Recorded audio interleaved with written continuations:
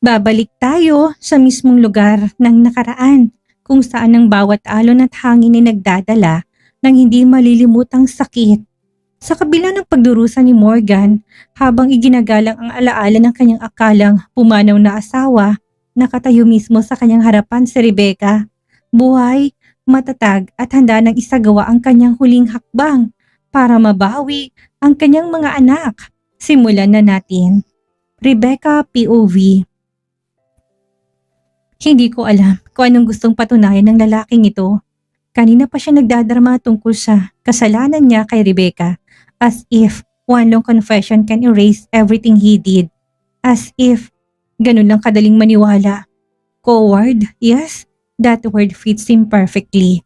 At kahit hindi ko alam kung bakit niya tinawag ang sarili niyang duwag, maybe that's exactly what he is. Pagdating namin sa bahay niya, halos hindi pa ako nakakahinga sa mixed emotions ko. The twins ran off agad papunta sa playground. I was about to follow then when his voice stopped me. Aurora, come with me. May kukunin tayo. May kaba bigla sa dibdib ko pero wala akong choice. Sumunod ako, kailangan kong sakyan ang drama niya. Hanggang sa huminto siya sa isang pinto na halos hindi ko napapansin kanina. Hidden, sealed. Parang ayaw niya na may ibang tao dito talaga. Pagpasok namin, agad niyang binuksan ang ilaw. I was shocked. My entire face, pictures, dozens of them. Buntis ako, walking by the shore, nakaupo sa ilalim ng puno, nakatalikod, nakangiti, nakayuko, naglalakad, halos lahat, stolen shots. And then may ultrasound. Nanigas ang mga daliri ko. Parang nawalan ako ng hangin. Does he really love me? Or sinasakal lang siya ng konsensya niya sa ginawa niya? For not choosing me. For letting me burn alone. Napakuyom ako ng kamao. Mapait ang ngiti ko. Pilit. Hindi ko alam kung dapat ba akong masuka, maiyak o matawa sa irony. Then may inabot siya. Pagharap niya sa akin, may hawak na parang vase pero hindi ordinaryo. I knew immediately what it was. My chest tightened pero hindi ko pinahalata. I think it's time for me to let them go. His voice trembled. Kaunti lang, but I heard it clearly. I swallowed hard. Ano yan? Tanong ko kahit na alam ko na. Earn, sagot niya, diretso sa mata ko. Earn ang magina ko. Lumakad siya palapit sa akin. Huminto siya sa harap ko. Masyadong malapit, parang hinihintay niyang mabasag ako. Parang sinusubukan niya kung matitinag ako. Kung may makikita siyang kahit na anong pahiwatig na, masaktan ako. But I met his gaze head on. Walang kurap-kurap. It's up to you. Sagot ko, steady at malamig. Hindi ko siya bibigyan ng kahit na anong reaksyon. Hindi niya deserve na makita yon. At kung nasasaktan man ako sa loob, hindi niya kailangang malaman. Tumango lang siya pagkatapos kong sabihin na it's up to him. Walang ibang salita. Tahimik niyang binuksan ng pinto at nauna nang lumabas. Huminga ako ng malalim bago sumunod. Ayoko mang aminin pero parang may bigat na naiwan sa dibdib ko mula sa kwartong yon. Paglabas namin sa hallway, sumigaw agad si Morgan. Kids, come here. We're going somewhere. Mabilis namang lumapit ang kambal. Parehong huminto sa tapat niya. Mga mata kumikislap sa excitement. Where are we going, Daddy? Sabay pa nilang tanong. To the beach? Sagot ni Morgan. Calm pero may slight smile sa gilid ng labi niya. Yung tipong alam niyang ikakatawa ng mga bata. At hindi nga ako nagkamali. The twins scream in excitement and ran straight to the car. Parang may racket sa paa. Good, at least sila masaya. Then I just quietly followed. The sooner we leave, the better. Ayoko nang marinig ko ano pang susunod na sasabihin ni Morgan. Hindi ko kaya ng isa pang kwento, isa pang tanong, isa pang tingin na parang sinusukat ang kaluluwa ko. I kept my eyes forward and headed to the car, making sure I stayed one step away from whatever storm he was brewing inside his head. Tahimik sa loob ng sasakyan, yung klase ng katahimikan na parang may nakabiting tanong sa pagitan naming dalawa ni Morgan. Wala kaming kibuan. He talked to the twins, answering every little question nila. Pero kahit hindi ako nakatingin, ramdam ko mga sulyap niya. Kita ko sa salamin, paulit-ulit siyang tumitingin sa akin. I ignored it. I had to. Kung bibigyan ko ng meaning yon, ako lang ang masasaktan. Mahigit kalahating oras bago huminto ang sasakyan. Pagtingin ko sa labas, nakabuntong hininga ako nang makilala ko kaagad ang lugar. The beach, at hindi basta beach, kundi yung rest house. The same place na let me stay before. Ang alam ko, ako nang may-ari nito. Hindi ko alam kung alam niya o nagbibingi-bingihan lang. Napalin forward agad ang kambal. Gigil na gigil. Yaya Aurora, open the door! Open the door! Yaya, hurry! Halos sabay silang nagpabukas ng pinto at parang mga kitikiting akala mo, first time nakakita ng dagat. Binuksan ko ang pinto nang mabuksan ko na kaagad. Silang bumaba at tumakbo papunta sa tubig. Sumunod ako. Pag-apa ko sa buhangin, napapikit ako. The smell of salt, the wind, the sound of waves. At ang sakit ng nakaraan ay muling bumabalik. Dito ako umiiyak noon habang naghihintay sa kanya. Dito ko naramdaman kung gaano kababang tingin niya sa akin, kung gaano niya ako tinrato na parang wala akong halaga. Isang luha ang pumatak sa pisngi ko. Mabilis ko itong pinahiran bago pa niya makita. Nagmulat ako at hinanap ang mga bata. They were already laughing near the shore. Nagtatakbuhan, gumagawa ng footprints sa buhangin. I chose to follow them because the waves may bring back the past. But my children, sila ang dahilan kung bakit kaya kong humakbang paabante. Mas pinili ko mag-focus na lang sa dalawang bata. Tumatawa sila habang hinahabol ko. I kept my smile steady kahit na alam ko hindi na ako makahinga ng maayos. In my peripheral vision, nakita ko si Morgan. Naglalakad papunta sa dagat, bit-bit ang urn. Natawa ako, hindi yung masayang tawa kundi yung bitter. How pathetic. Talagang naniwala siyang patay ako. Na namatay ang mga anak namin. Kung sana ganun lang kasimple, kung sana totoong naglaho kami para matapos ng lahat ng sakit. Pero hindi, mas maganda, mas masakit para sa kanya na buhay ako, buhay ang mga anak niya at bawat tibok ng puso nila ay reminder ng lahat ng sinayang niya, lahat ng itinapon niya at lahat ng hindi niya na mababalikan. That was the real punishment, not death but knowing what he lost. Knowing it's walking, breathing, laughing right in front of him, without him. Mabagal na lumapit si Morgan sa tubig para bang bawat hakbang niya ay may kasamang pagsisisi na pilit niyang itinatago. Daddy, what are you doing? Sigaw ni Arya, tumatakbo papalapit sa kanya. Why are you there? What is that? Tanong ni Althea, halos madapa sa buhangin sa pagmamadali. Kuminga si Morgan ng malalim, yung tipong napipilitan siyang lumunok ng sariling sakit. This, tinaas niya ang urn, nanginginig ang kamay, is for someone I love, someone I lost. Parang may humigpit sa puso ko. Hindi ko alam kung dahil hindi ko inasahan na may ganito siyang side or dahil ang ironic na ako mismong pinaglalamayan niya habang nakatayo lang ako ilang metro ang layo. Buhay na buhay. Did they make you sad, Daddy? Tanong ni Althea, malumanay ang boses. Every day, sagot niya, mahina. I think about her every single day. Napapikit ako. Damn it, why did that hurt? I stayed where I was. Hindi ako lumapit, hindi ako nag-react. Pinanood ko lang siya habang pinapasa niya ang urn sa mga bata. Help me say goodbye, sabi niya. Walang kamalay-malay ang dalawa. Excited pa, hinawakan nila ang urn at sabay-sabay na binuhos ang laman nito sa tubig. Kumalat ang abo sa alon. Tinangay ng dagat at parang isang buhay na nagpapanggap na wala na. Natigilan ako. Hindi niya alam. Wala siyang idea. Na ang ina na mga iniiyakan niya, ang babaeng hindi niya pinaglaban ay nakatayo lang dito sa mismong lugar na minsan niyang ginawang impyerno para sa akin. And for the first time, watching him burn. A death that never happened. Mas masarap palang makita siyang nagdurusa kaysa isipin ko na patay nga ako. Pagkabuhos ng mga bata ng abo sa tubig, agad silang niyakap ni Morgan. You can play now, okay? Go, have fun. I'll be right here. Bulong niya sabay halik sa ulo ng dalawa. Tumakbo agad ang mga bata. Sumisigaw ng race tayo. Para silang walang pakialam sa kung anong nangyayari sa paligid. Ako na natili lang. Pinipilit maging steady. Then I felt him moving toward me. Mabagal, parang nilalapitan ng apoy na matagal ng takot hawakan. Hanggang sa halos magdikit ang balikat namin. Hindi ako umiwas.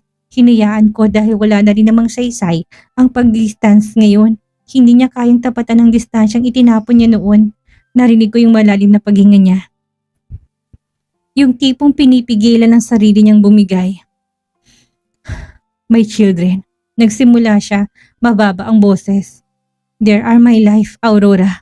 Napalingon ako kahit isang segundo lang. Hindi ko inasahan yung tono.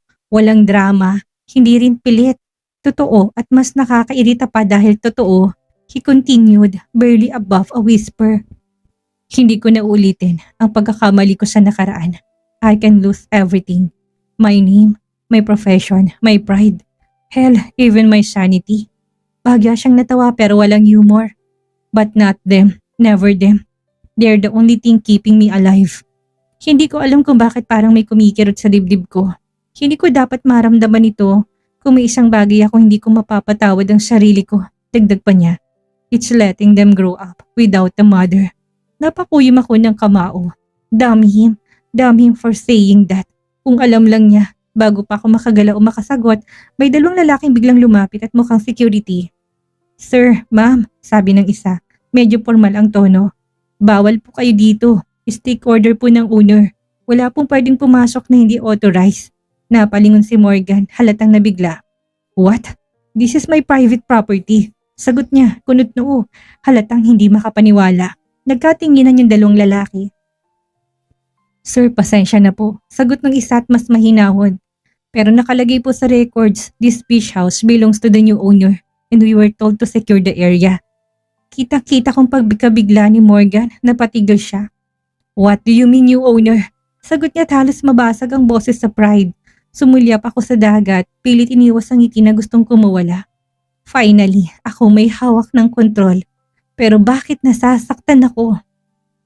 Halos maagaw ng hangin ang hininga ko nang makita ko si Morgan habang hawak-hawak ang mga papel na ibinigay ng guards. Binasa niya yun ng mabilis. Sobrang bilis na para bang may parte siyang pilit tinatanggi. At nang marating niya ang huling pahina, bigla niyang binato ang buong folder sa buhangin. Turner. Mariin niyang sabi, paulit-ulit parang lason sa bibig niya yung apelyido. Turner, ang foster parents ni Joanne. Ang ginamit naming muka para bili ng mga property niya nang hindi niya nalalaman. Ito ang plano ko. Ito ang gusto ko. Itong pinanghawakan ko. Makita siyang mahirapan, mabaliw. Maputol ang mundo niya gaya ng pagputol niya sa akin noon. So bakit? Bakit akong parang dinudurog ngayon?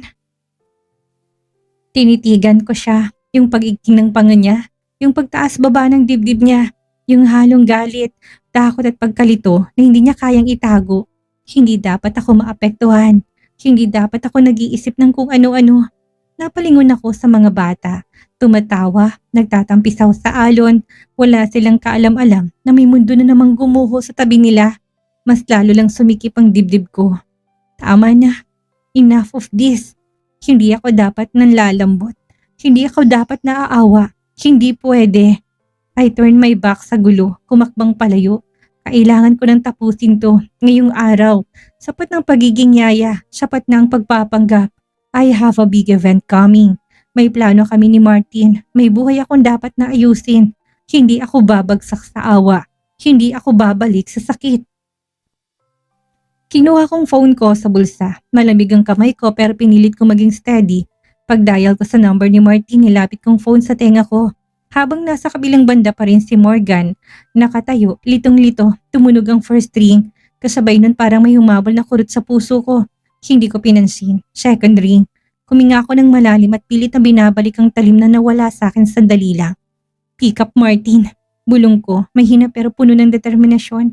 Kailangan ko na itong tapusin. Kailangan ko nang magdesisyon bago pa ako mahulog sa damdaming hindi ko na dapat nararamdaman. Sa third ring narinig ko rin ang boses ni Martin, medyo paos, halatang pagod. Hey Rebecca, sorry, I just stepped out of the courtroom. Watch, hindi ko na siya inayaang tapusin. Martin, sunduin mo ko ngayon din sa farm. Mabilis kong sabi, walang pasikot-sikot. Tinatapos ko na to, enough of this pretending. Let's move to the next plan para makuha ko ng mga anak ko. May ilang segundo siyang natahimik. Then I heard him sigh, mabigat at parang pinag-iisipan pa. Sigurado ka na, Rebecca. Once you take this step, there's no turning back. But if this is what you want, I'll be there in 15 minutes.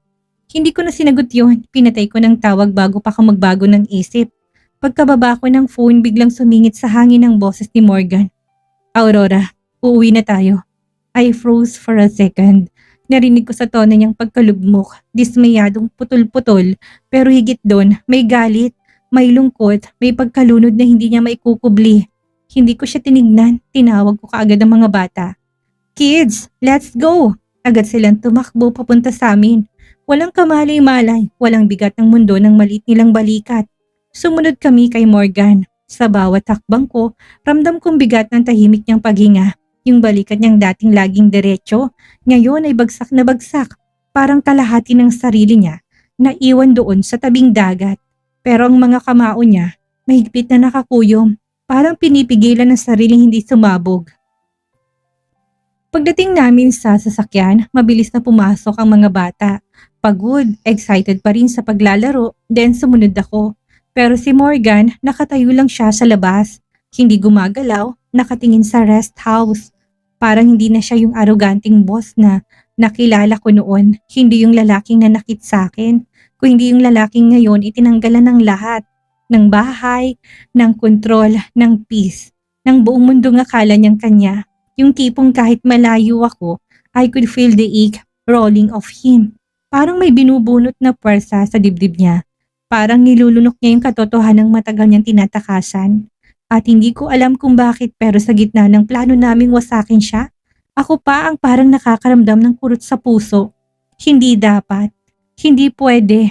I look away. His pain is not my responsibility anymore. Pero bakit parang ako ang nahihigop ng bigat na dapat siya lang ang nagdadala? Tahimik ang loob ng sasakyan, even the kids, kanina'y parang ipo-ipong tumatakbo sa buhangin, ngayon ay nakaupo lang. Tahimik, nakatingin sa labas ng bintana. Parang nararamdaman din nila ang bigat na bumabalot sa loob ng kotse. I slowly glance at Morgan.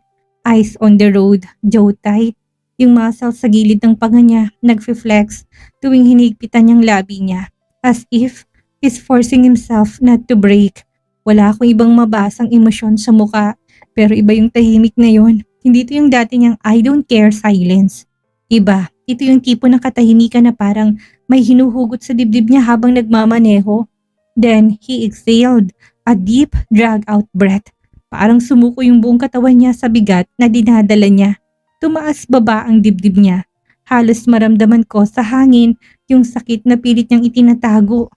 Napatingin ako sa mga kamay niya sa manibela. Kung kaya lang durugin ng palad niya yung leather, siguro kanina pa to nagkapunit-punit sa higpit ng pagkakahawak niya. Yung mga knuckles niya sobrang puti, tension running all the way up his arms. And even if I try to pretend na wala akong nakikita, I could feel it. Morgan's pain wasn't just visible. It was loud. Ramdam ko sa pagitan na bawat paghinga niya. Ramdam ko sa paraan niyang hindi makatingin sa akin kahit na sandali. Ramdam ko sa tahimik na pagbitaw niya ng buntong hininga na parang sinasakal siya ng sarili niyang konsensya. Hindi ko alam kung dahil ba masyado ko siyang kilala o dahil masyado ko pang natatandaan ang lalaking ito. Pero bawat kilos niya, parang kurot sa dibdib ko.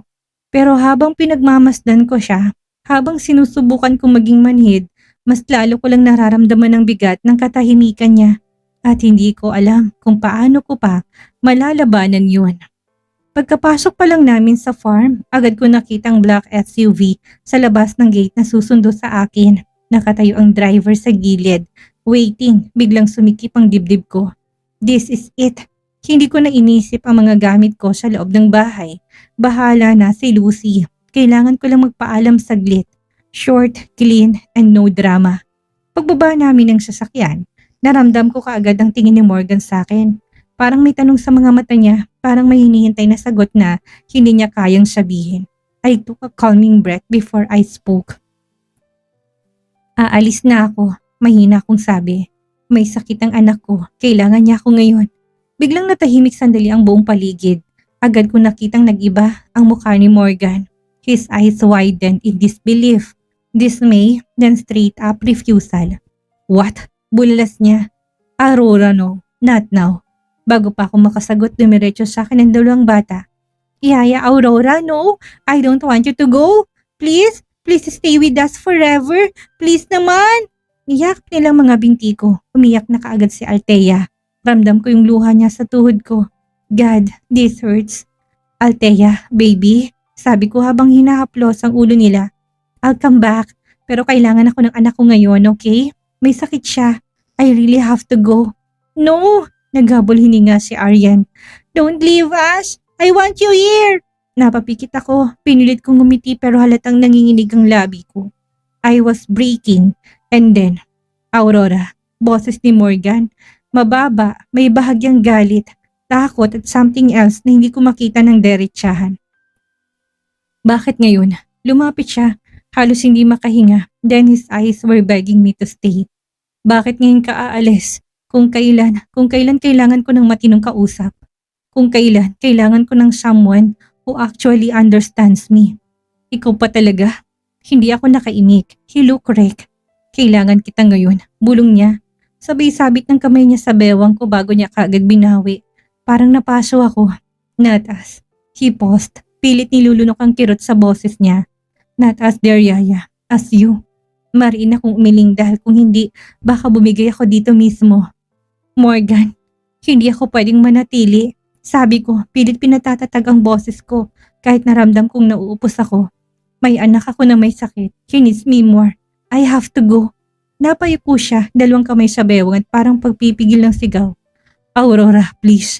Halos pakiusap niya. Don't walk away from me right now. Those words slice through me, pero kailangan ko maging matatag. I'm sorry, sabi ko halos pabulong. But I'm a mother first. Nakita kung paano siya napapikit, parang tinamaan sa pinaka-sensitive na part ng pagkatao niya. At kahit na anong pilit ko hindi maramdaman, sumaksak lahat ng sakit niya sa akin. I turn away, tinawag ako ng mga bata, nakikiusap ang mga tinig nila na wag akong umalis. But I have to. Makakasama ko rin naman kayo mga anak.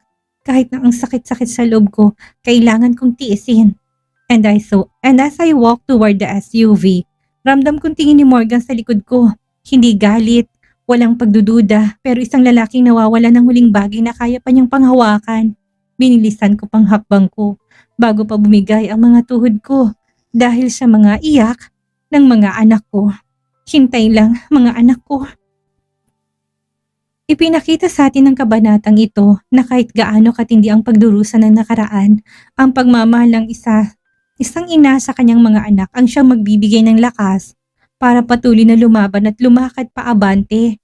Maraming salamat sa inyong walang sawang pagsubaybay sa kwento ni Rebecca. Huwag niyong kakalimutang mag-like, mag-comment at mag-subscribe para sa susunod pang mas explosive na mga kabanata.